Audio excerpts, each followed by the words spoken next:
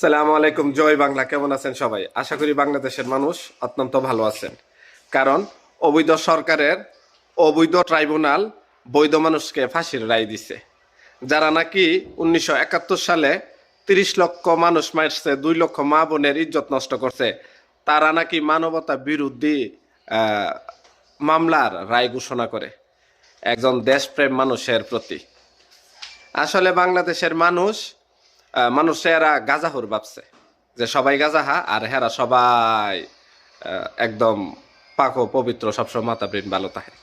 যেই কোর্টের মধ্যে যেই ম্যাজিস্ট্রেটের রায় দিছে, হের কলমের উপরে শেখ হাসিনা এমন ডেইলি 2-4 বার মুতে এই রায়ের উপরে। হের কলমের উপরে আওয়ামী লীগের যারা ভোটার হেরা মুতে।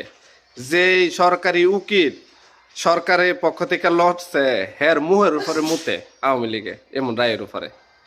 আর যে নাকি শেখ হাসিনার পক্ষে লড়ছে, হেরে হুগা আওয়ামী লীগের যত ভোটার আছে হেরে। ব্যক্তিগতভাবে আমিও হেরে হুগাই। যাক, এই নাটক চলবে, চলুক। আমরা আরো দেখবো নাটক। অপেক্ষায় থাকেন। জয় বাংলা, জয় বঙ্গবন্ধু।